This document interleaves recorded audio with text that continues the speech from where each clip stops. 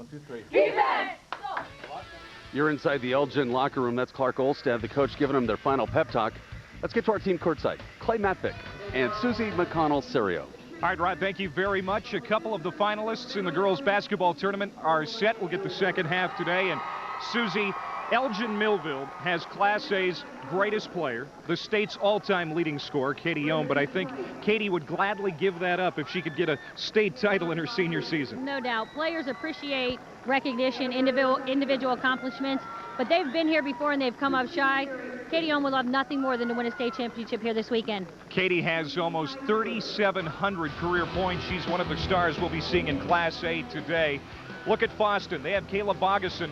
The Greyhounds have won 3 of the last 5 state tournaments. We'll see them later. Ohm and the Watchmen will take on Elizabeth Worley and Meadow Creek Christian. And Worley in just her second year of basketball, but what a player she is. It's unbelievable that she's only been playing 2 years, and she helped her team get here to the semifinals by having 12 points and 19 rebounds. Pretty impressive for a junior only playing 2 years. And as you can see, Katie Ohm, the University of Minnesota recruit, is a Miss Basketball finalist here in Minnesota. Watchmen and the Saints, our first semifinal in Class A, coming up from Target Center next. Our starting lineups on the way.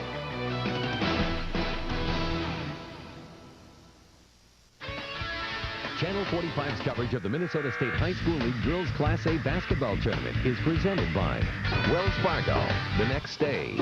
We're back at Target Center, ready to kick off our second day of coverage here at the State Basketball Championships, the 1A semifinals, and let's get to our public address announcer, courtside, Jane Voss. Please let me have your attention as we introduce the teams and starting lineups for this state tournament semifinal game between the Section 4 champs with a record of 29-2, the Saints of Meadow Creek Christian School of Andover, and the Section 1A champs with a record of 29-2, the Watchmen of Elgin-Millville High School. Let's meet the reserves from the visitors from Meadow Creek Christian School. Number 10, Julie Vala. Number 11, Casey Frajo. Number 15, Danae Hant.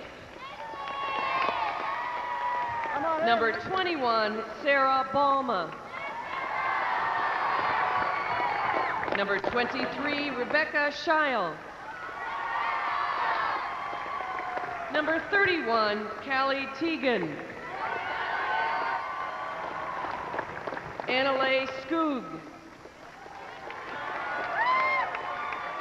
Number 33, Rhonda Morgan. Number 35, Jessica Happ. Number 40, Nicole Lee. Number 43, Justina Radzitas. And Osha Grant.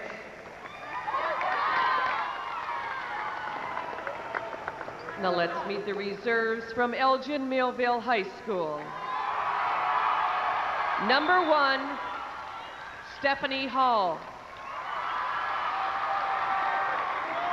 Number 3, Lisa Ryder.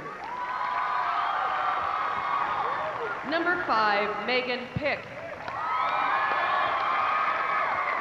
Number 13, Holly Groby.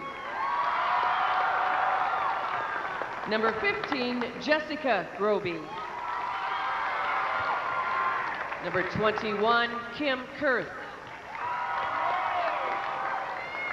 Number 31, Sarah Jeck.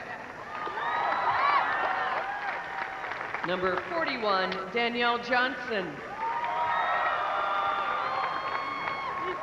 Number 43, Stacy Sexton. And number 45, Samantha Beefert.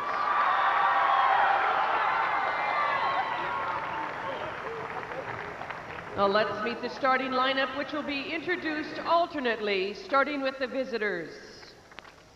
For the Saints, 6'1", junior center, number 20, Elizabeth Worley. For the Watchmen, 6-foot junior guard, number 11, Kaylee Olstaff. For Meadow Creek Christian, 5'10", senior guard, number 22, Abby Thom.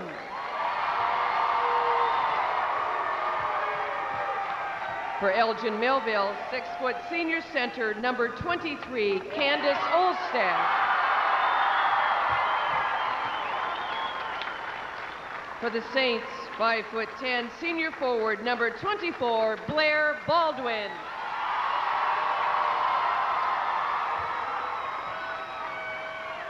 For the Watchmen, 5'2", senior guard, number 25, Abby Lindquist.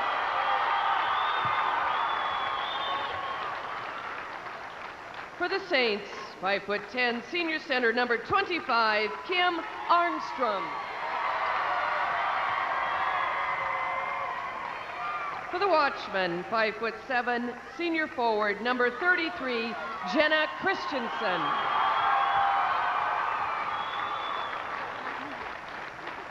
And for the Saints, 5'9", junior guard, number 30, Laura Skog. And for Elgin-Millville, 6-foot senior forward, number 35, Katie Ohm.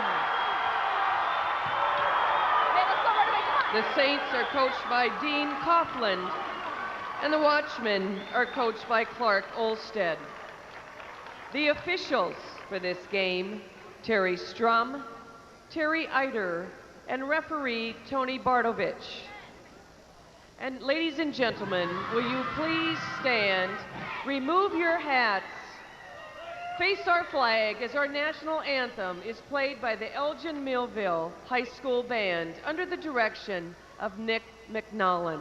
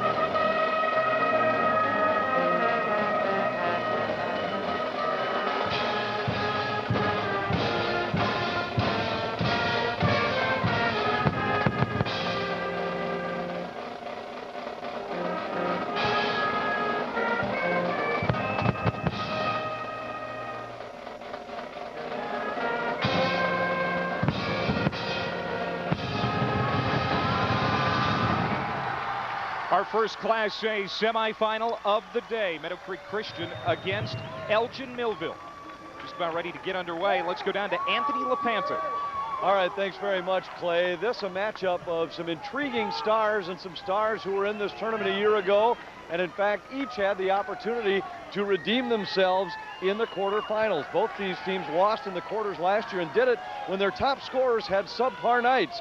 Abby Thom just 5 of 18 and a loss to Underwood in last year's quarterfinal. Turned that around with a dozen points this year, and Katie Ohm last year just 4 of 16 from the field when they were beaten in the opening round by Kitson Central. She turned it around by hitting 8 of 16 in their quarterfinal win. Keep your eyes on those two scorers here today. Clay? All right, Anthony, thank you very much. We are underway at the Target Center, and keep in mind, Susie, that in the first quarter, in the quarterfinals, the Watchmen scored the first 8 points against Underwood, and it seemed like they were off and running from there on out. Talking with Meadow Creek's head coach, Dean Coughlin, before the game, he says it's very important that we hold them down early and stay in this game and not let them run away from us. Well, he talked about also putting points on the board and not allowing them to make a run early. And basketball is a game of runs, but he wants to strike first. He wants to get on the board and give his team confidence to start this game. The Saints, the champions of Section 4, 29-2, coming into this one.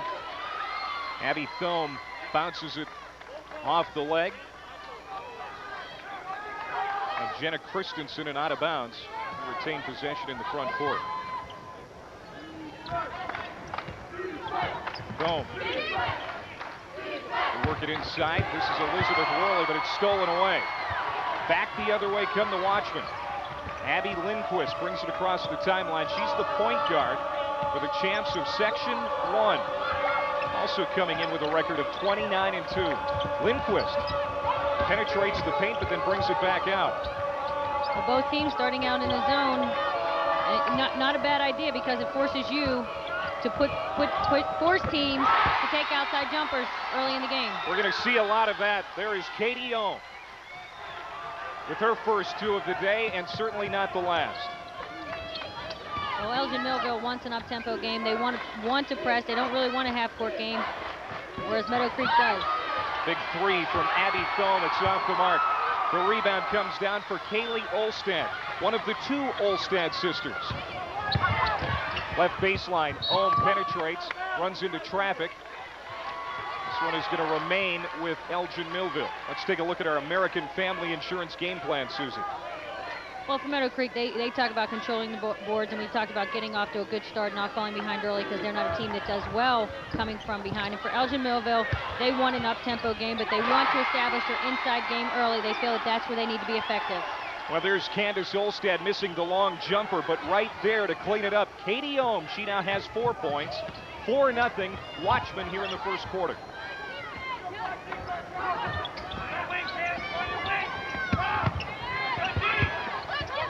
Meadow Creek Christian. This is Thom. They work it outside for Armstrong. Shot is up and in. Kim Armstrong, the 5'10 senior, she had 9 points and 10 rebounds in the quarterfinals. And Dean Coughlin calls her the X factor for this team. She really needs to step up and have a great game for them to be effective. Home on the baseline is tied up and fouled. This is going to be on Laura Skog. It's her first.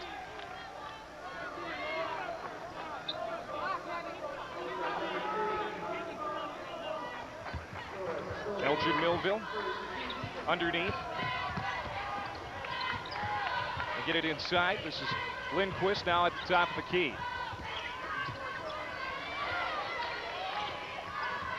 They tried to find Ohm on the lob on the block, but it's over her head, not out of bounds. That's a great idea. I mean, post-to-post pass from high to low. When you get the defense caught on the high side, she just overthrew her a little bit.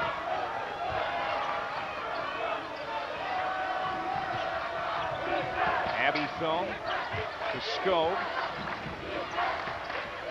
Blair Baldwin, she's a little bit of a right ankle problem. Had therapy on it yesterday and today. Not playing at 100%, but it's going to be hard to keep someone out of the state semifinals.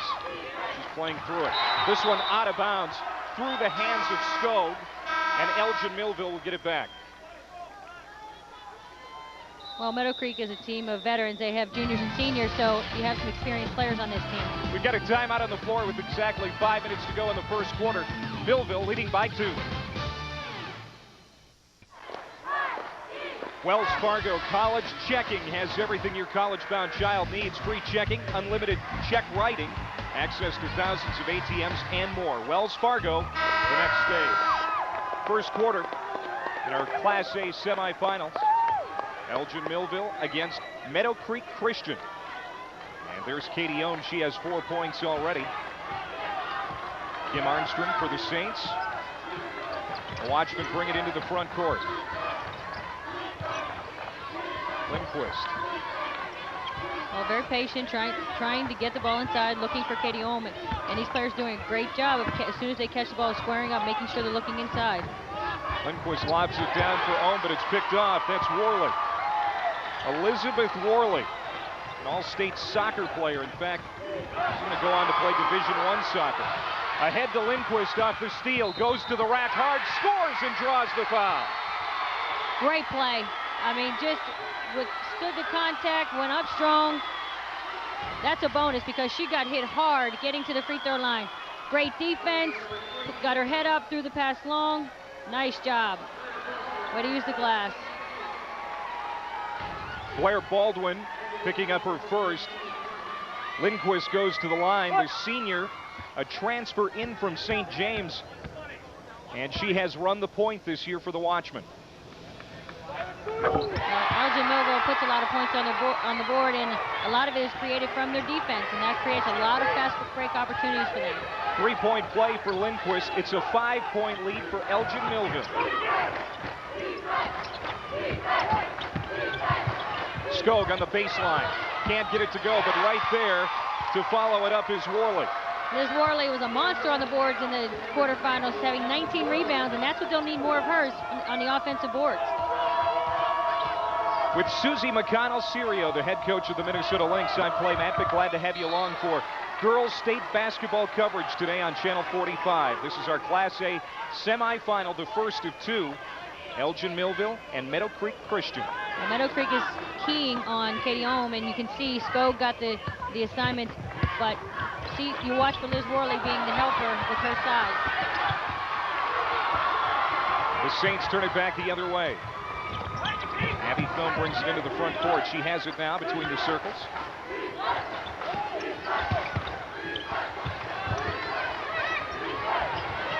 Blair Baldwin, a little too strong. Backside rebound by Skog. Her shot is no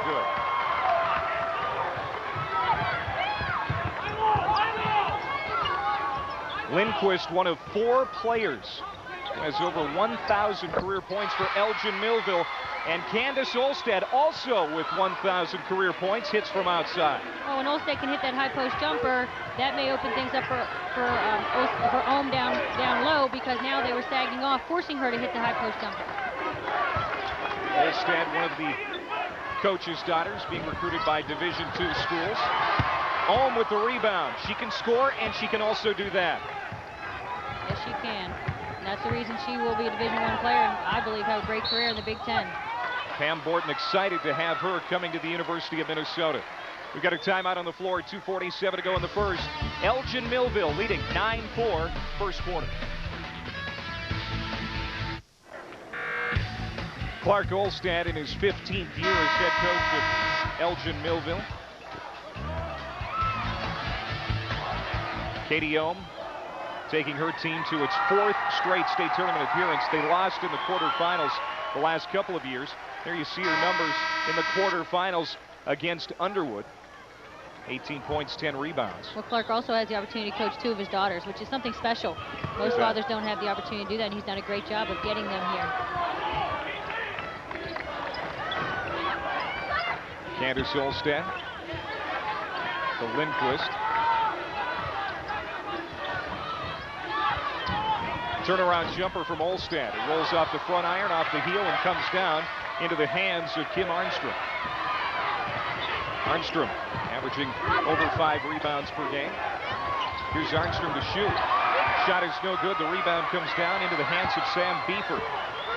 She's 1 for 3 from the high post, and if she doesn't have a good shooting percentage, they'll continue to leave her open. Ohm is called for traveling, so the Watchmen turn it over with 2:12 to go in the first. See, even the best players in the state travel. Something you see, we have seen a lot in the high school game, and we do see a lot. Players dragging that pivot foot, too anxious, too excited to go with the ball before they have possession. One's knocked out of bounds. Meadow Creek will keep it. The Saints on a 25-game winning streak coming into this one today. Their last loss coming on December 13th. So they're riding high, coming in against one of the best teams in the state as well. They're not remembering what it was like to lose. Blair Baldwin. Work it over to Thom. Long jumper. A little strong. Kaylee Olstad clears it out. Lindquist to the wing. Christensen works it down. Back out for Ohm.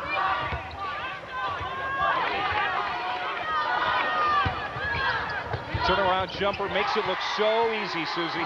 That's a pretty jumper. Nice little spin move to the baseline, going over her right shoulder, and she's shooting right-handed, so that's a tough shot for her. The Saints can't break the press. Here's Lindquist in the paint. Dropping it back for Ohm, and she scores another bucket. Nice play. Point guard heads up, little handoff, no-look pass. Great finish. Now the lead is now 9, and this is what Dean Copeland hoped would not happen. Elgin-Millville starting to run away a little bit here in the first quarter. Well, you can see the press is giving them trouble. They're creating off of their defense once again. Great job of drawing the defense. She knew Katie Ohm, and I would have loved to have known if Katie Ohm told her she was coming, because that's a great job by that point guard. Heads up play. The foul on Beeford, and Worley goes to the line to shoot 2. She hits the first. That's Candace Olstad checking back in, and Beeford will sit down. Abby Lindquist, their point guard, is a transfer in this year, so they've only had a year together, where the other players have been playing together for 4 years. She's done a nice job of blending in. Worley hits 1 of 2. She has 3 points. It's a 13-5 lead for Elgin-Millville. Under a minute to go here in the first quarter. Candace Olstad back for Lindquist.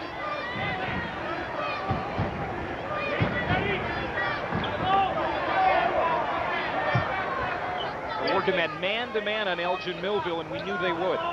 Well, that's their primary defense, and Stowe got the assignment of guarding Ohm, and you see Liz Worley dropping back, so she's in helping, and you see players starting to rotate, so they're there on the double team.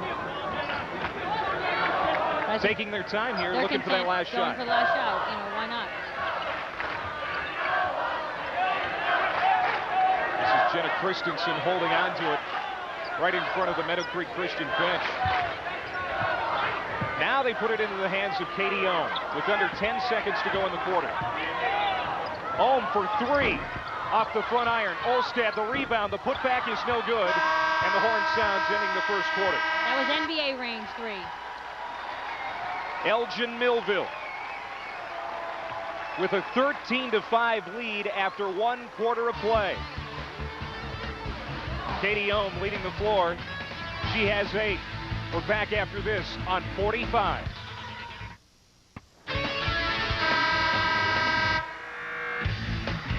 We're ready to start the second quarter. The second quarter brought to you by Dodge. Grab life by the horns. And Susie, I understand Skinny is a ardent Elgin-Millville fan who couldn't be here today because a little under the weather. That's unfortunate. Been at every game up to this point, and this is a tough one to miss. But hopefully watching on 45. You always have your fan faithfuls that continue to support the program no matter who the players are. This is Abby Thom, the push. They work it into the far corner for Thom. Back out, Thom, the 3 is no good. There is Katie Ohm to bring it down. Now, we've seen some crazy three-point shooting here in the high school tournament. The players really need to focus in on the rim because of the backdrop being so bare back there. They're not used to that arena. Candace Olstad, the turnaround jumper. She averages about 18 points per game, and Olstad now has 4. Well, I mean, yes, the primary focus of Elgin-Millville is Katie Ohm, but you have other players who can step up, and Olstad is one of them. Well, the supporting cast with Ohm had 23 in the quarterfinals against Underwood, so it tells you quite a bit about this Elgin-Millville team. They're not one-dimensional. They are not. I mean, the Olstad sisters had provided a great deal of help. You've got Lindquist as a point guard who's come in and has been able to run the show, be the floor leader, but this team has some size. They have everything you need to be a championship team.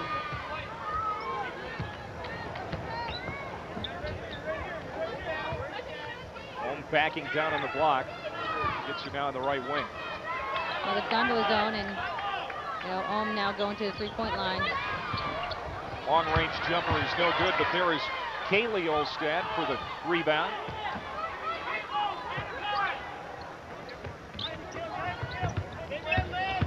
Olstad splits the D, goes to the rack, but batted out of bounds. Good defense there by the Saints. It was a great drive, but Liz Worley did a nice job of recovering. She had her beat. Once the little hesitation got the defense to stand up, but Liz Worley was able to recover. Katie Ohm for 3, off the mark. Elizabeth Worley with the rebound. She is the team's leading rebound. She has about 12 per game on average. Well, talking to Dean Coughlin before the game, he said she's only played 2 years, and sometimes last year he had a tough time putting her on the floor, but she has really come up big this year for them. Teams exchange turnovers, then the jumper is no good from Laura Scoe. It's a 10-point lead for Elgin-Millville. Lindquist for Candace Olstad. The three is good, and Dean Coughlin wants a timeout. Yeah, that's a run right now. Then he wanted to stop it immediately. Olstad with the three, and Millville on the run. Well, Monday through Saturday at 6, Doug, Carey, and Arthur deliver the laughs on the King of Queens. That's right, even Saturdays. Don't miss the King of Queens, Monday through Saturday at 6, here on 45. 5:27 to go here in the first half. The Watchmen of Elgin-Millville leading 18-5. And there you see Katie Ohm. She has done a nice job in the first half here. 8 points, but Candace Olstad has supplied 7, and she forced that last time out. Well, she's a player who can score for them, and if they key on Ohm, she's able to do that for them. Elizabeth Worley knocking down her second field goal. She has 5 points. Elgin-Millville scoring on half of their shots here in the first half. Ball is loose, and the Saints get it back. Coming over the timeline, this is Abby Thom. Good decision, did not have the break. Pull it back out. Armstrong. Great timeout by Dean Coughlin. Great timeout. They scored 4 straight points. And now we've got a 30-second timeout called by Elgin-Millville. So apparently, Clark Olstad saw something that he needed to stop. Well, basketball is a game of runs, and as a coach, you try to control those. And, you know, what better way to do it with a timeout? Or now you talk about getting a good shot, going down into the half court, executing a set play. You know, I wouldn't be surprised, you know, change of defense right here coming out of a timeout to change things up a little bit. But these teams know what's at stake, and they're going to control every possession and know that it's important to take care of the ball each possession and make good decisions. They've cut a 13-point lead in half. It's now a 9-point lead. Meadow Creek Christian, the champs of the Minnesota Christian Athletic Association Conference. They went 12-0 in that conference. They've gone undefeated in conference play the last 2 years. Talk about a small school. An average class, graduation class, only has 45 students in it. But they still managed to field a nice basketball team, one that's gone to the semifinals in the state tournament. Kaylee Olstad, her jumper misses. It's also one that your athletes are all the same. Like Liz Worley is already getting Division I offers in soccer. She's a great soccer player.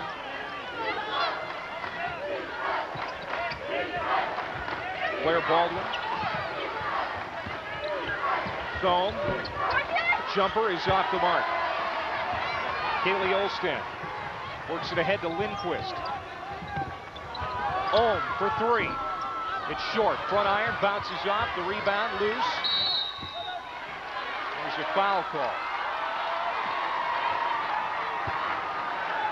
It's going to be on Kaylee Olstad. That's her first. A little bit of surprise of the Watchmen taking so many threes from the outside. They've been effective getting the ball to the high post, looking for the high-low, making them contain Ohm. And now they're settling for 3, and they've only hit 1 so far.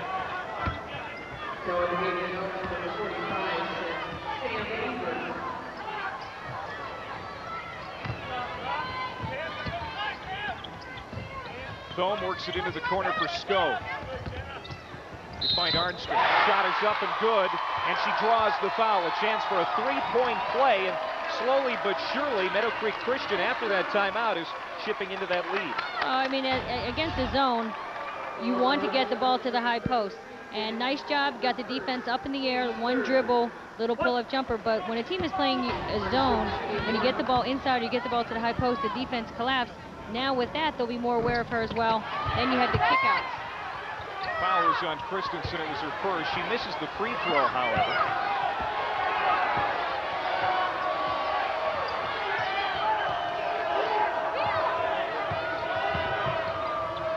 Watchmen by 7, looking to add to that lead. Well, I mean, I think this plays into Meadow Creek's hands of forcing Ohm out to the 3-point line where she's yet to hit one. Fans wanted to travel. Oh, over the double team, gets it to go. Nice touch from about 8 feet. That's where she needs to get going. They need to get her the ball on the block and be patient.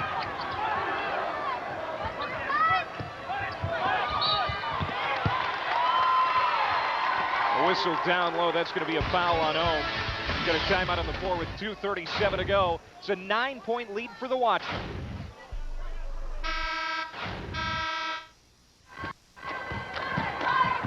Back at the state tournament here on Channel 45, Elgin-Millville leading by 9, 22-11 over Meadow Christian here in the first Class A semifinal of the day. You see Candace Olstad, Katie Ohm, trying to get to the state title game. They were the runners-up in 2002, knocked out in the quarterfinals each of the last 2 years. Long three on the way. It's off the mark. Blair Baldwin sent it long.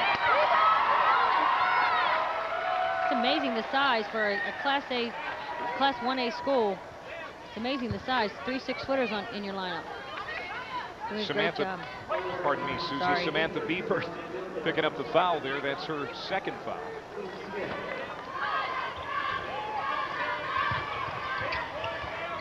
Jenna Christensen gets it in for. There's Lindquist on the steal. Olstad said, "Get that out of here." Olstad out for Lindquist. For Ohm. A little over 2 minutes to go here in the first half. Long three on the way from Abby Lindquist. Bounces off the heel, high up, comes down, and there's a whistle and a foul underneath. It's going to be an offensive foul. It's on Ohm. That's the first on Katie. I believe that's her second. You are right. It is the second on Katie Ohm, and she's going to come out of the game. Well, it means not a big deal. It's 2 minutes left in the second quarter here. Smart players don't pick up third and fourth fouls, and the coach tells you not to.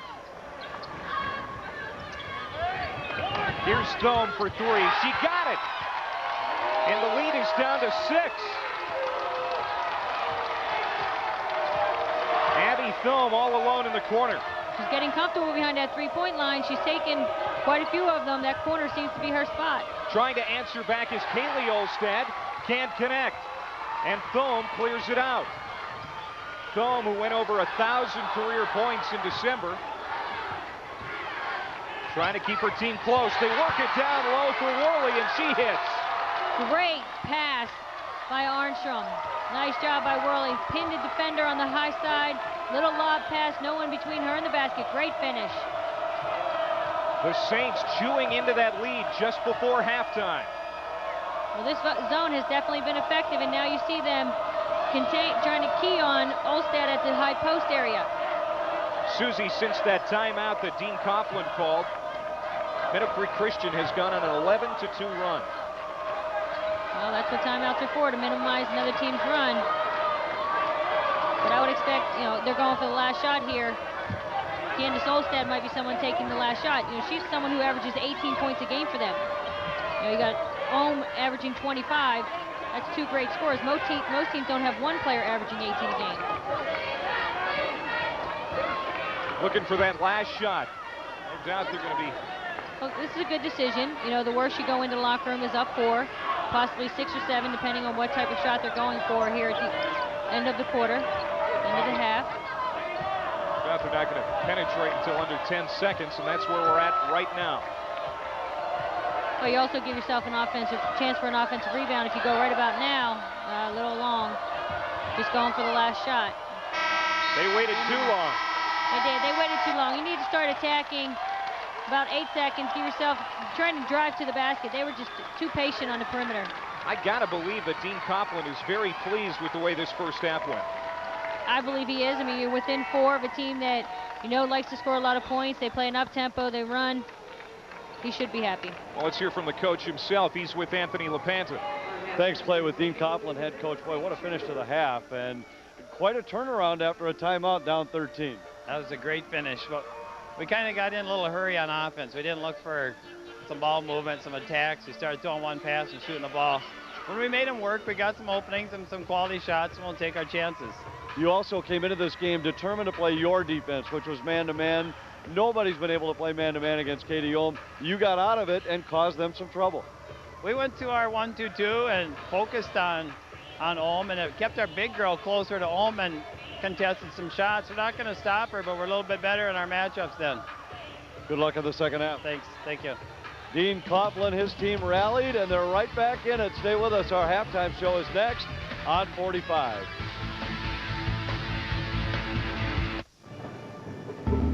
We're back at the Class A semifinals here at Target Center in downtown Minneapolis. Elgin 20-16 in a very good basketball game. Great to have you with us. I'm Rod Simons on Channel 45's continuing coverage of the state tournament. You know, she is the all-time leading scorer in Minnesota basketball history. We've been talking this morning and afternoon about Katie Ohm. Joe Schmidt now one-on-one with the super scorer. I like to start out in the post because I think that's a lot easier for me right away. And then, but I also like to go on the three-point line too. Katie is the most fierce, hard-working competitor I've ever coached, boy or girl. Just a real intense athlete in the gym, even in practice. I think the thing that sets her apart from any athlete I've coached is the practice time. Everybody gets up for the game, plays hard during game time. She plays as hard during practice, if not more, demanding of herself and her teammates. I think that was the big key of how she brought her other teammates to another level, her practice habits. Very solid girl as far as her work ethic and her behavior. Great with her teammates. Sometimes she thinks if you're a leader, you're kind of tough or maybe inappropriate with your teammates. She's not. She's just absolutely outstanding. We always played up a level, so that's how we improved. And the girls that are around me, you know, really helped my improvement too, because they could keep up with the competition. So that helped a lot. And I think, you know, just went from there. And just a lot of time and dedication put into the sport. You know, room for improvement. So, and work ethic. You really have to work hard at it. With the record now behind her, Katie will focus on a college career, finally settling on the University of Minnesota. Coach Bourne has put a great program up there. And I'm used to winning, so that's a big part of it. She's your All-American girl. She's an A honor roll. She's in the band. We got her up for many awards, AAA, the Wendy Heisman. She's the class act All-American girl. Joe, thank you. Let's look at the 1,000-point club. And Janet, a lot of points scored by this Elgin basketball team. Well, you heard Katie talking about how her teammates have elevated their game. Also, how unusual it is, Rod, to have 4,000-plus point scorers in a game, Leah. You know, it's rare if you have one or two on a team, maybe, but to have 4 is just absolutely unheard of. What was interesting when she was talking to Leah is that she's used to winning as a scorer, and oftentimes when you have a player that scores a lot of points, they aren't on winning teams. That's absolutely right, and that's why I like this team, because of the balance, and because obviously she is the star player that we all talk about, but because of the balance, you see she's very focused. It's going to make her a better player playing with better athletes. And Janet, the thing I noticed right off the bat is when she went out on a second foul, which I didn't think was a second foul, another story there, the team wasn't as fluid. They really are the Katie Ohm show. Well, they look to her, and you know, when you have a great player as she is on your team, they need to be your number 1 option. You know, she should be shooting the ball more than anybody else on the team because she's the highest percentage shooter. She had a 5 for 8 from the field in the first half, and she should be your first option. But the Olstead girls, the Olstead sisters, Candace and Kaylee, between them have scored over 3,000 points just like Katie. Right. So they've got to step up if she's going to be in foul trouble. But I think the tempo of the game does not favor Elgin-Millville. They do not want to be playing a slow tempo, low scoring game. They want to get it out and go. And this tempo and slowing it down is really playing into Meadow Creek's hands. I agree. I thought the few times that they really slowed the offense down and waited to score, they didn't end up scoring, and it's getting too slow, too methodical. I'd like to see this game pick up a little bit in the second half. We're going to look at highlights when we come back, and when you're watching at home, watch how soft Katie Ohm's touch is. Really is nice to watch. We continue on 45 after this. Back at Target Center, give that little man anything he wants today. Hello, little guy. Good to see you in our stands today. And in case you're curious about the size of these schools and how many students participate in our basketball programs here at Cass Lake, the biggest out of our Class A grouping, Tower Sudan, tiny little school, but the boys still active in their section finals. And we're back to talk and show you some highlights from the first half of this game. And it has not been the Katie Ohm show because Meadow Creek is an unwilling participant in that, Leah B. Elizabeth Worley, she's doing a nice job finding the basket, figuring out how to score on this team. She has 7 points, a total of 4 boards. Had a huge game yesterday with 19 boards. So she is definitely a player that we need to watch here in the second half. And I like the way that she's exploited Elgin-Millville, how she's tried to figure out how to get in and score. Elgin-Millville has done a nice job. Katie Ohm has not missed any shots from 2-point range. She's 0 for 3 from 3-point range, but 5 for 5 as you see her there, Rod. Loves that turnaround jumper. She's got a really quick step and turn to the basket and squares up so nicely as she makes for that smooth release. And you're doing a smooth job talking over all those drums, too, for Pete's sake. Anyway, let's look at the statistics in this first half. The shooting percentages just a little bit below their averages. Bottom line, though, on the 3-point goals, the teams are not getting the shots that they want to take. Elgin-Millville's press has really caused Meadow Creek a little bit of trouble just getting the ball up court. Abby Thom, 1 for 6 right now. Leah, they're going to need to get her more involved in the offense. Yeah, that's not what I anticipated at the beginning of the game. I don't like to be wrong, so I would like to see her pick her game up in the second half. Also, one thing with Elgin-Millville is the turnovers. They have 7 turnovers in the first half, and they're not going to want to be having the miscues in the second half. Well, you can bet that they're trying to tweak their offenses and make sure that their Ds are prepared for this second half. We continue here at the Target Center next. Welcome back to the Target Center. At halftime, it's Elgin-Millville by 4. We're joined by their head coach, Clark Olstead. Looked like you had a chance to kind of run away from them there in that first half, and all of a sudden they made a switch defensively and got themselves back in the game. They went to that 1-2-2 zone, plugged up a little bit for Kate and Candace, but hopefully defense we can do a little better job. Their big girl got a couple backdoor layups on us. They're guarded at that 1-3, so I thought we broke down defensively, but hopefully we can lock it up again here defensively and get after them. Being in the tournament, nothing new for you, and as you go through this again and again, now to have a couple of daughters on the team has to be special. That's fun. It's been a lot of good years with them and this group of girls. Good luck. Thank you very much. Clark Olstead, his team is on top, but only by 4 at the break. Let's go over to Clay and Susie. Okay, Anthony, thank you. The first half couldn't have ended at a worse time for Meadow Creek Christian as they were on a 11-2 run at the end of that first half. Do you expect that Dean will start the second half right away in that zone? Well, it was effective for them. They went to the 1-2-2 zone, which took away the inside scoring of Olstad and Ohm. And on the other end, the majority of both teams, their scoring has come inside the paint. So the zone is forcing them to shoot outside shots from the 3. You can get a 3 anytime you want. I would look for both teams to be a little more patient, using dribble penetration, using reversals, trying to get the ball inside because both teams have been most effective there. Elizabeth Worley, the leading scorer for Meadow Creek Christian after the first half with 7 points. 10 points for Katie Ohm to lead all scorers, and 10, check that, 7 for Candace Olstad. Katie Ohm, your thoughts on what you saw from her in the first half? Well, she's someone who can shoot the 3, but her forte is in the post. You know, they need to try to establish her inside, but not force it because you have Olstead who can hit the high post jumper. They need just to be a little more patient, you know, getting the ball inside, using the high-low pass as opposed to trying to enter from the wing because that's where the double team is coming from and the strong weak side help. So I would look for them to try to establish the high-low game with those 2. Here you see the numbers on Ohm in that first half. Susie, she grew up with 2 older brothers and 1 older sister. They were all athletes, and in a family like that, you have to grow up a competitor. Well, you become very competitive when you have brothers and sisters, and when they're older and you have 2 older brothers who are physical, they're very strong, and they're quicker, and you play against your brothers, they make you a better player. And that's how the great players that play the game, even college players and WNBA players now, they play against guys in the offseason a lot of times to get in shape because they're better than they are. The Saints will start with the ball here in the second half. And there's a look at Abby Thom, and Leah B talked about it during our halftime show that Thom is probably going to have to step it up a little bit here in the second half. She was kind of cold from the field, 1 for 6. Well, she's their best perimeter shooter, and for her, she needs to hit some outside shots to open up the inside game. Watchmen force a turnover here in the opening seconds. Well, not a good possession. You're only down 4, you made that run, you come out, your first possession, you turn the ball over. Not the way they want to start the half.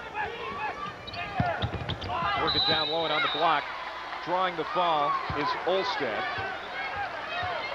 Got a timeout on the floor with 7:32. Let's take a timeout for stations to identify themselves here on Channel 45.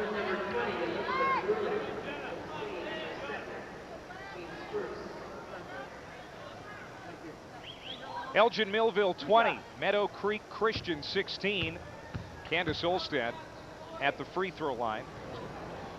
I think for both teams coming out of the locker room, you always talk about the first 3 minutes of the half wanting to dictate the tempo, really establish yourselves and see how that will dictate the flow of the rest of the game. Olstad missed them both.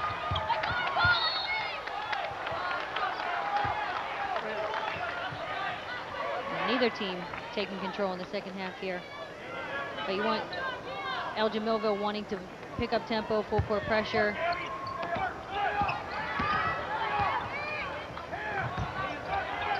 Pressure by the Watchmen, but the Saints break it. Scope spins and falls away, but she traveled. Good little spin move, but just fell off balance trying to come to a jump stop. When you get into the paint as a player, keep your head up. You have to see what the defense gives you, looking for a little drop pass into the post or a kick out to the perimeter. This opening minute, still no scoring. Jumper from Olstad. Misfires. Rebound comes down into the hands of Arnstrom. Thom working in the backcourt with Baldwin. Trying to break that press, and they finally do. Rhonda Morgan goes in and scores. Rhonda Morgan, who is into the game for the first time, making a contribution. She's one of 3 seniors for the Meadow Creek Christian Saints. That was a great bounce pass by Kim Armstrong. It's amazing to watch Elgin-Millville. You know, they have a great scorer in Ohm and you have Olstad, but this team really understands their roles because you see Ohm and Olstad are options 1 and 2, where the other players picked up her third. That is their third personal foul on Katie Ohm, and we are in the very early stages of the second half. That could spell trouble for the Watchmen. And here's another look. She had good position. Didn't have the ball. I mean, players get a little too aggressive trying to make the big play. Now the Saints, who were once down 13, can tie it up. Underneath, Worley had it stripped away. Arnstrom goes up. She can't find it to go. Lindquist ahead of the pack and is fouled from behind. Now this is the tempo they want. They want to be able to create off of their defense, get easy baskets in transition, or drive to the free throw line. She has done a nice job of, Lindquist has done a nice job of getting to the free throw line on both of her drives today. Abby Lindquist, she has 3 points. She's now 2 for 2 at the line today.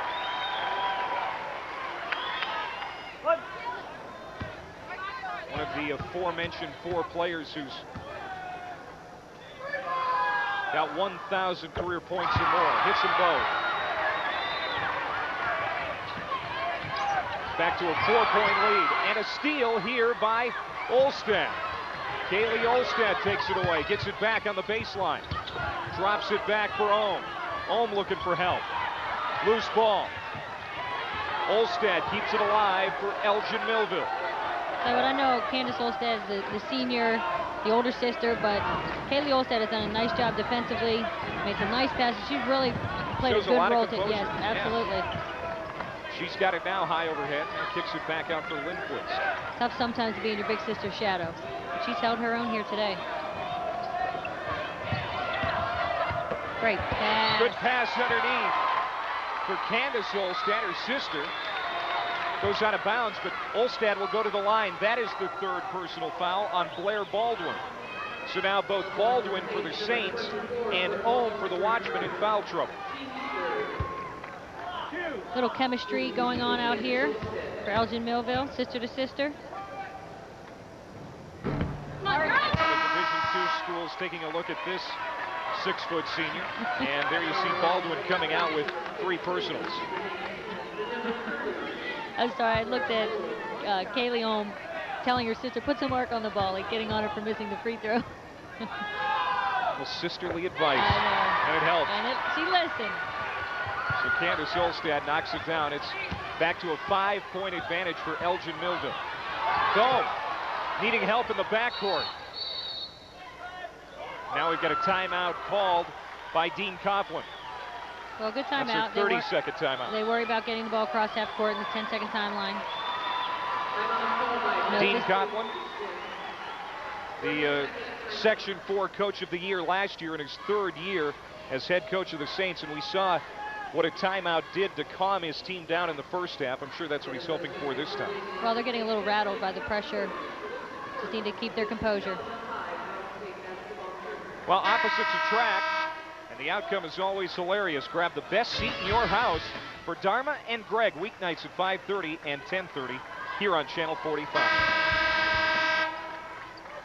A little over 5 minutes to go here in the 3rd quarter. We'll see what the timeout does this time for Meadow Creek Christian.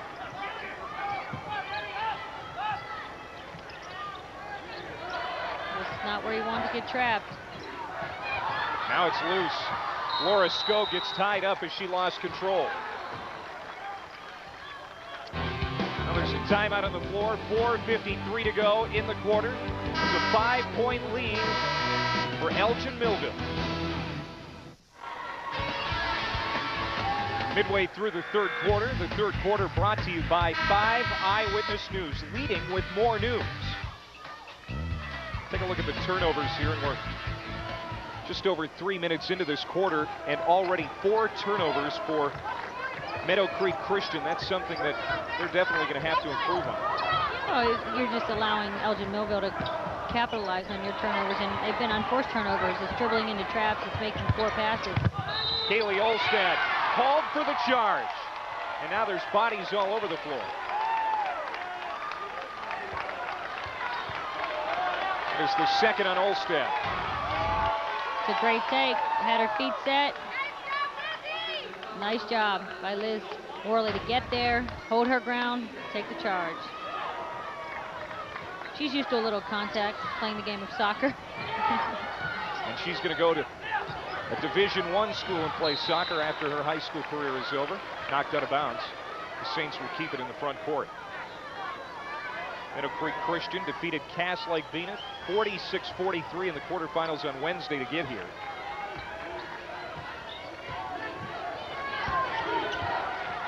Blair Baldwin, Armstrong. Here's Thom. Can she hit from 3? No. So she stays cool from the field. And it's good ball movement. And she likes the corner. I think it's a more accurate shot for these players from the corner than it is dead on, especially with the backdrop and the depth perception. Ohm trying to post up on the left block. They finally get it to her. Double team, now triple teamed, and she is tied up. Good defense there by Laura Skow to get her hands on the ball and tie up Katie Ohm. Well, that's where her teammates need to be talking to her. Kick it out, you're double teamed, letting them know where she is. There's a double team right there coming over. The guard dropped from the perimeter, and they need to talk to her and let her know. Thom picks up the double team. Pass to Worley, they work it underneath. And there is Kaylee Olstad coming away with it. She has really had a good game here today for the Watchmen. She does the little things for this team, she really does. Even though she's been held off the board points-wise, she's picking up rebounds and playing good defense. She's a good scorer. She averages 13 points a game for this team, but she has not even looked at the rim today. Jumper from her sister Candace. Off the back iron, no good.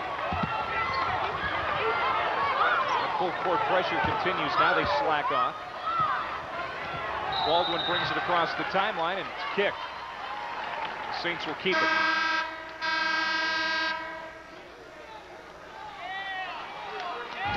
Another timeout on the floor, 2:51 to go in the third quarter. Elgin-Millville with the lead. Under 3 minutes to go here in the third quarter of our first Class A semifinal. With Susie McConnell-Serio on play mat, Anthony LaPanta is working the sidelines. Glad to have you along today here on Channel 45. Meadow Creek Christian with the basketball here in the front court. This is Kim Armstrong. Blair Baldwin, who transferred in from San Diego, California. Inside Armstrong, the shot, no good.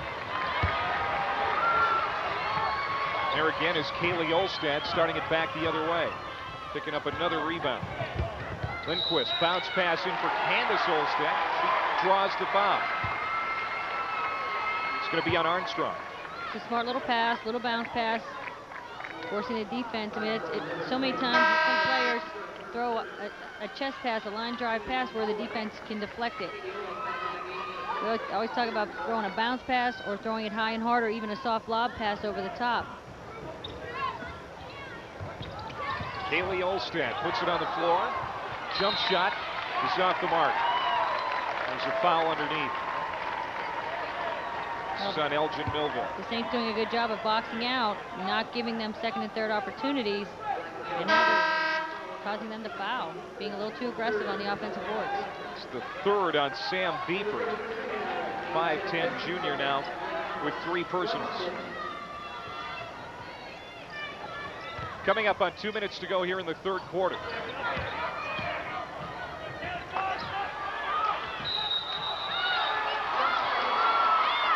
Jump ball.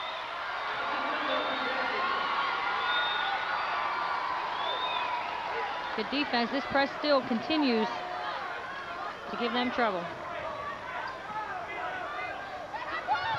Candace Olstad, long 3. Hits the back rim. Rebound comes down to Elizabeth Worley. The Saints start it back the other way. Thom. Katie Ohm stepping in front of the pass, stealing it back for the Watchmen. Ohm has been quiet here in the second half. With 3 fouls, trying not to be overly aggressive on either end. But came away with a great steal there. She's trying to post up now on that right block. Candace Olstad. She has been cool here too to start the second half, and now she is in some pain. It looks like she got hit in the eye. I think they banged heads.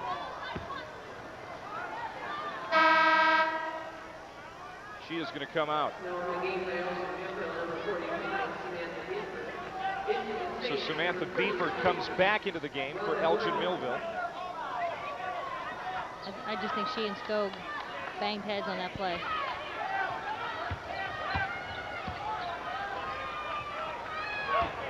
It's kind of a 3/4 court press.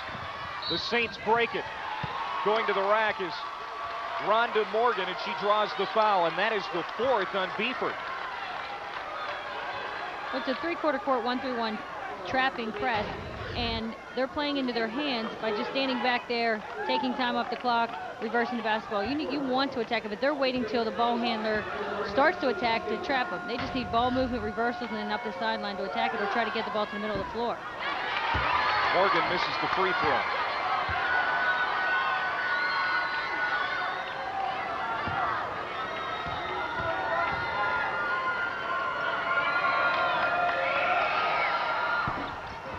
Meadow Creek Christians is 1 for 5 from the line here so far today.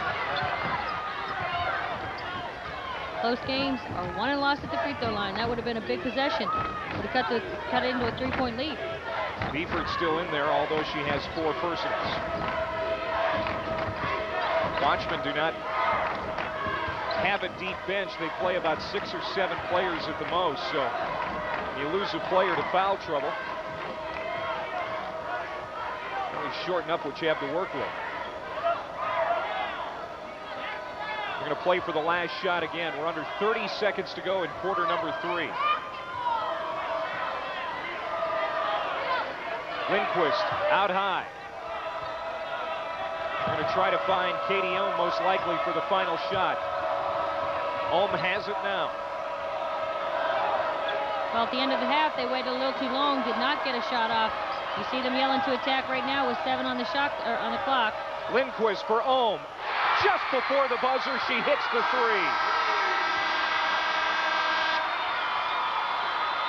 The lead is now 8, and that basket was huge. Oh, you missed 2 free throws that could have cut it to 3.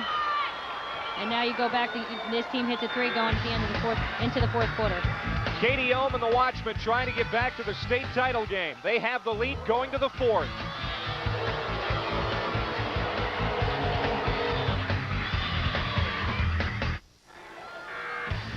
When you only score 6 points in the quarter, this 3 is obviously big. Well, you can't afford to give up a 3-pointer at the end of the half right there. You got to go out and play someone like that. You know she's going to take the shot. You got to contest it a little better, but a little shuffle of the feet there. Could have been called for the travel. Sounds bad for Elgin-Millville when they only scored 6 in that quarter, but they held the Saints to just 2. Fourth quarter underway now at the Target Center. I think a lot of it is players are tight, players are nervous. You're playing in a state semifinal in front of a big crowd. Great crowd on hand here today. Little nerves. Not shooting very well at all. Here's Ohm. Back for Lindquist. Ohm will drive, and she travels. Seen that a couple of times from her today, taking too many steps. I don't know. That's a move you see a lot of players making this move. Off the dribble, a little. Probably if she would have come to a jump stop, I think because she came to a 2-step stop off of the dribble the way she did. That won't be called in the Big Ten, I can tell you that. Not from what I've seen in the Big Ten tournament this year. Baldwin fouled out high. It's on Olstad. Kaylee Olstad picking up her 3rd personal.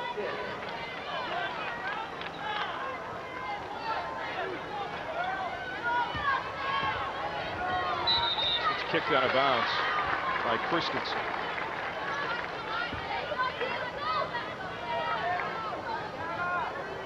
Well, the Saints need to get a good possession right here and not allow Elgin-Millville to go on a run.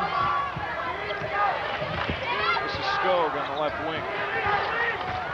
Skog was told that she would be watching Katie Ohm defensively today, but since dropping into that zone defense, some of the pressure in that regard has been taken off of her.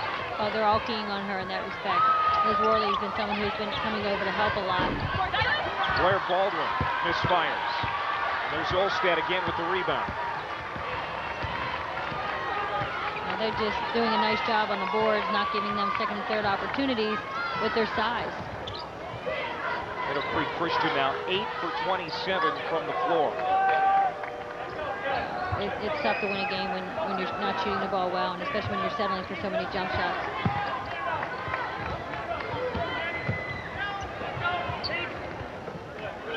Home with that big 3 to end the 3rd quarter, but otherwise has not had a dynamic day still. Well, I think the tempo of the game. I think the tempo of the game has not allowed anyone to score a lot of points. It's been more of a slow tempo, and now Elgin-Millville content to run some time off the clock to work the ball to get a good shot. May force the Saints to come out of that zone, go man to man. Taking a lot of time on this possession, everybody touching the basketball. I know you're only down 8, but you don't want them to be able to pass the ball around the floor like this. I mean, they're not even coming out to try and get a 5-second call to be within an arm's distance here. And here they come now, but may think about coming out of this zone or trapping just like that.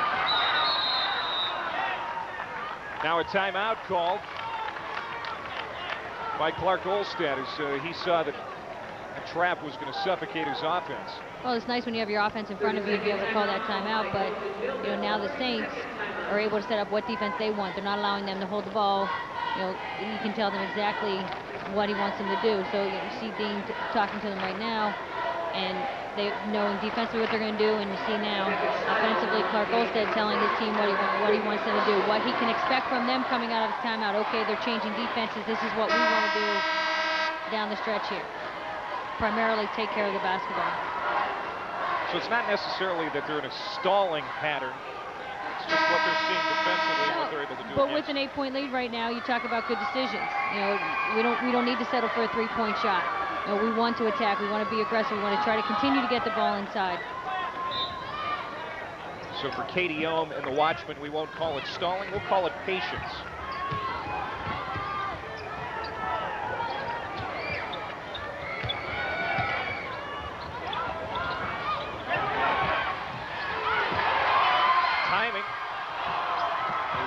Waited and finally got an opportunity to step in, but they can't convert. Goes out of bounds as Meadow Creek Christian turns it back over. Timeout on the floor, 4:55 to go in the fourth. Elgin-Millville by 8.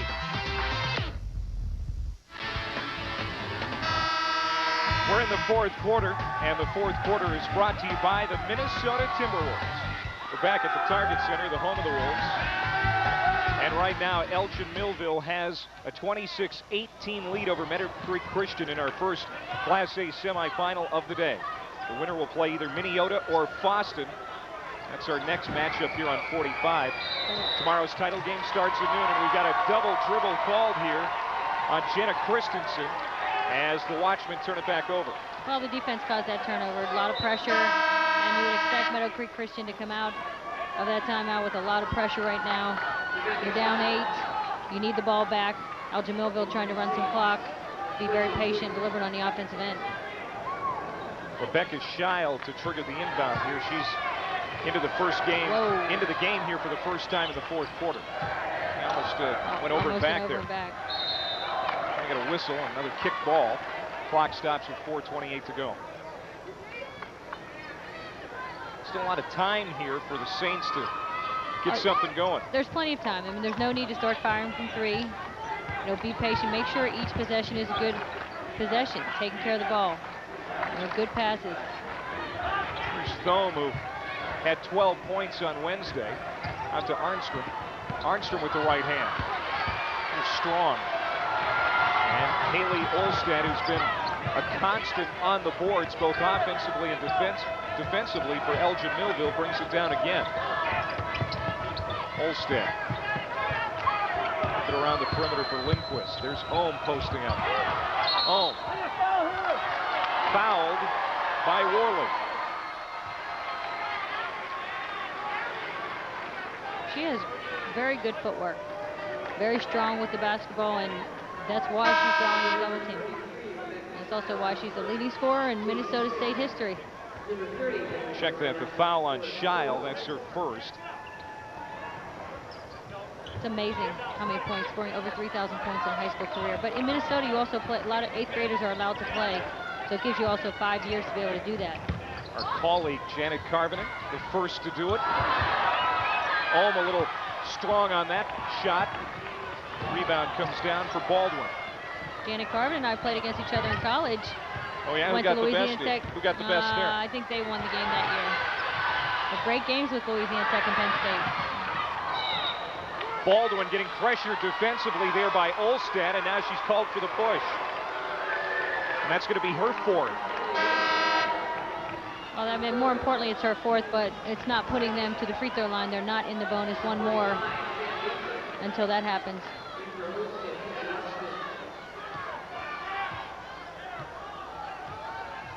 Thom, the bounce pass to Skog. Arnstrom. Baldwin finds Skog again on the baseline. Puts it up. No good. Rebound Baldwin. Out for Thom. Drives into the paint with the right hand. It rolls in. Meadow Creek Christian breaking a little scoring drought now. It's 26-20. The 4 points in the second half so far, and you're still in the game. It has been a slow pace to this first Class A semifinal here today. Lindquist. Dribbling out high. Now Ohm.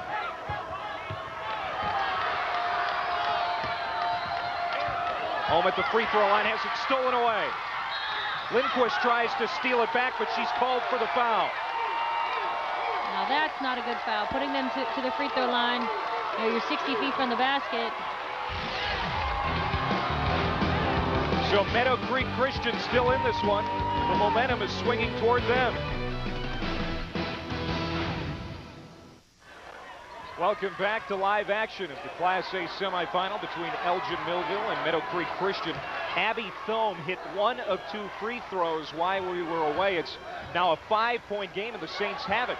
Chance to cut into that lead a little bit more. Jumper on the way, and it's good. Blair Baldwin hits. It's now a 3-point game, Susie. Meadow Creek Christian coming alive offensively, being more aggressive, putting the ball on the floor, penetrating, pitching, being aggressive and attacking, not just settling for the jumper. That's a great pull-up right there by Blair Baldwin. Baldwin, 13 points per game on average, but in a slow game like today, she picks up her first basket of the game. And let's take a look at our game summary. Brought to you by Nissan. Katie Ohm, 13 points and 6 rebounds. She leads everybody, but it's really not the story. She has not been the story of this game. Well, for Meadow Creek, Kim Armstrong is the X factor for them, and she's done some good things here for them, but you know, they just need to be aggressive here defensively. And Elgin-Millville needs to take care of the ball. Keep their composure, get the ball in the hands of your superstar. It's in the hands of the superstar right now, Katie Ohm, but she has it stolen away. Armstrong picks it off, but now the Saints can't convert as they turn it right back over. That's unfortunate, turn the ball over, but when Katie Ohm has the ball on the sideline, you don't want to stand right next to her. Give her some space to dribble out of there. You don't want to be trapped on the sideline like she was just there. Lindquist brings it into the front court. And she is fouled going to the hoop. Lindquist will go to the line as Elgin-Millville is still looking for its first points of the fourth quarter. She's feisty. She gets in there, doesn't care how big the player is. Nice job of attacking the basket. She saw a lane, saw it open, and just attacked. Nobody stopped the basketball. Lindquist 3 for 3 from the line so far today, make it 4 for 4. By the way, the foul on Baldwin, her 4th.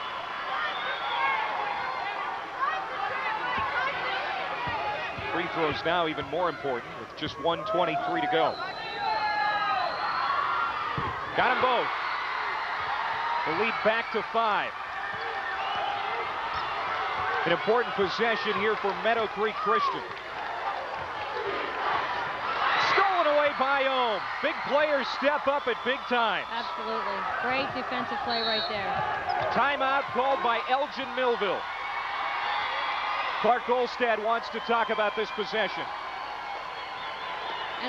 And a good timeout. Sometimes it's a dangerous timeout because you had the ball in a live situation with your team in front of you, and you can tell them what to do, and now you call timeout, you have to get the ball in bounds. But just a poor decision by Blair Baldwin right there, trying to get the ball to the middle floor with Katie Ohm standing right there. But I would guess this game is not quite over. They still have a run in them. They still have some fight in them. Right now they're talking about who they want to foul, put on the free throw line, and try to get this ball back. From a coach's perspective, you look at Clark Olstad. He's got the state's all-time leading scorer. He's coaching 2 of his daughters. I mean, that's got to be a difficult situation. Obviously, he's blessed with great talent, getting to coach his daughters, but that also has to be difficult. All the press, all the media attention that Ohm gets, plus when you coach your daughters, that's never easy either because you have to take your work home with you. It is never easy, but he said they've been able to separate the practices, the games, and home. And he said these players, his team is so special that they've allowed him to have a good relationship with his daughters as their coach. So he's in a very good situation. Kaylee Olstad gets it to Ohm, and now Ohm is fouled. And that's who he wants to have the ball, to be on the free throw line at the end of the game. It's going to be on Armstrong, and that is her second. She'll check out. But they still have, oh, that is a 17th foul. Yeah, so Elgin-Millville in the bonus, and it'll be a 1-and-1 situation for Katie Ohm. Ohm's first trip to the line. She has 13 points. And another timeout on the floor. trying to ice the shooter. Dean Copeland calls the timeout for the Saints with 1:04 to go here in the ballgame. Winner will play the winner of the Minneota or Boston game, which is coming up right after this one here on Channel 45. Don't forget, Rod, Leah B, and Janet will be along to set that one up right after this one concludes. Boston, of course, has won this championship before, 3 times in the last 5 years, so we're looking forward to seeing the Greyhounds. Well, experience is definitely a factor when you get to the state playoffs and the semifinals and the finals. Your players that have been there, you maintain your composure. The nerves aren't as bad when you have players that have been here and you're not starstruck and being in an arena like this. Katie Ohm, she's our Dodge player of the game. Let's take a look at what this young lady was able to do today. She's so strong inside. When you get her the ball, she split the double team right there. Nice turnaround jumper, and that's a tough shot for a high school player to turn over her right shoulder with her right-handed shooter, and then she hits the big 3 at the end of the 3rd quarter there. So her versatility will be able to carry her to the next level to be successful in the college game. Offensive rebound by Candace Olstad. And now another foul called. It's on Thom out high. Big miss, but an even bigger offensive rebound. First on Thom. And right back to the line go the Watchmen. This time it'll be Lindquist to shoot. You know, you just have, when you get to this point in the season, doing the little things is so important. And boxing out on free throws is a little thing that makes a big difference. Lindquist continues to shoot well from the line. She is now 6 for 6. The transfer in from St. James had 1 point in the Underwood game. She's hit some big free throws down the stretch for them here. Yeah, she's hit free throws and now has 9. Pressure defense by the Watchmen. Again, a steal by Ohm. And she's headed back to the free throw line as Elgin-Millville looks like it's on their way back to the state championship game. They've had some unforced turnovers. They've gotten some defensive stops. They've turned the ball back over. And now against this 1-3-1 half-court trap, they just struggled trying to get the ball up the floor. Pam Borton will be the next head coach of Katie Ohm. Compared Ohm to someone this state knows very well, Lindsay Whalen. Well, I think she has the capabilities of becoming someone like Lindsay Whalen. I think becoming a better ball handler, being able to take players off the dribble, that's been Lindsay's forte. But she definitely has a great post-up game, and she's very strong. Skog takes it into the lane, but it's stolen away by Kaylee Olstad, and Olstad goes down hard to the floor as she's fouled. Hard foul on Olstad, but what a game for her. Again, no points, but what she has done defensively and on the glass has been remarkable. That's a player who understands her role at such a young age. And she has gotten rebounds, she has defended, she has steals. I mean, she's played a great floor game. And really, for me, I believe she's been the X factor for this team. There's her first point. Very unselfish. Both of the Olstad sisters have 8 rebounds. Well, this is a player, she's the only junior in the starting lineup, so I would venture to say that everything will run through her next year, having been a starter. More great defense, this time Lindquist almost taking it away. Elgin-Millville not taking anything for granted, still coming at them with their full court pressure. 34 seconds ago and a 10-point lead. Ever since that Clark Olstad called timeout right in front of the bench when the Saints had Katie Ohm trapped, the Watchmen have been on a run. And now another steal here. And things are going all the right way for Elgin-Millville as Olstad will go right back to the free throw line. Well, having a coach like Clark Olstad understands the game. No surprise that he's had his team here a number of times before, but would love nothing more than to win it tomorrow and send his seniors out with a championship. And now Meadow Creek Christian is sending in some substitutions.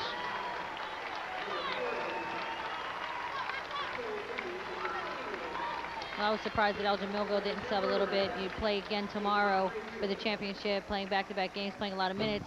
Now you take a risk of injury in the last 30 seconds of a game that you already have won. Another steal, and Katie Ohm comes down with it.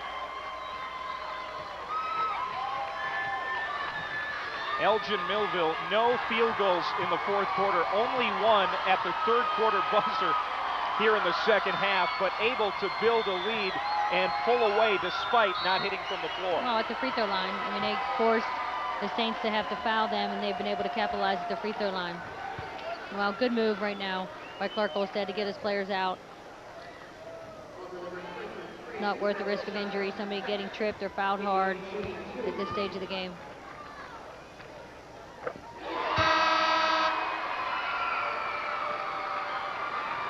And now we're going to get wholesale substitutions.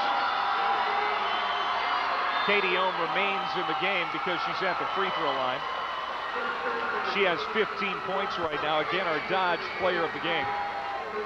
A little excited on the bench, the fans showing their support.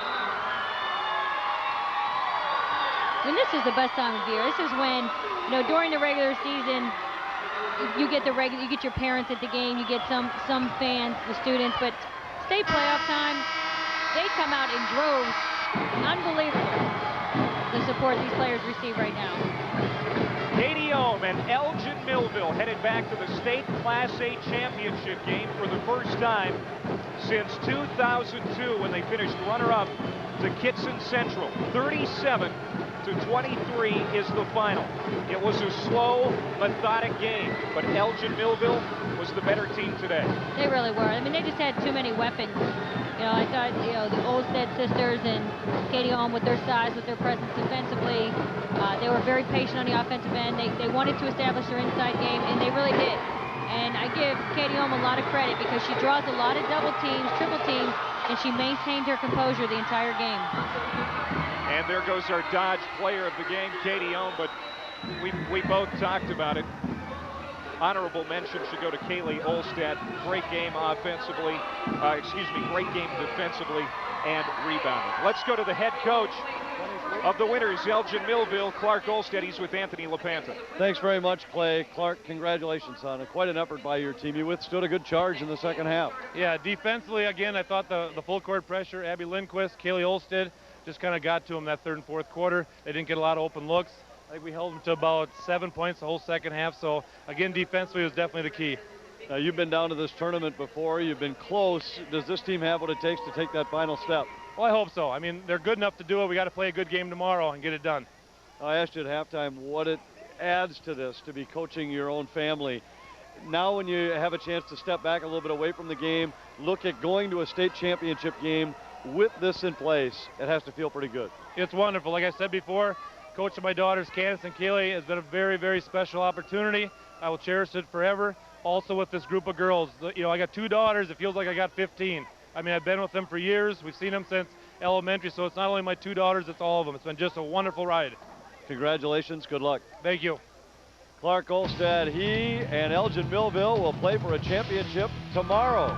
Stay with us, more from the Target Center in a moment on 45.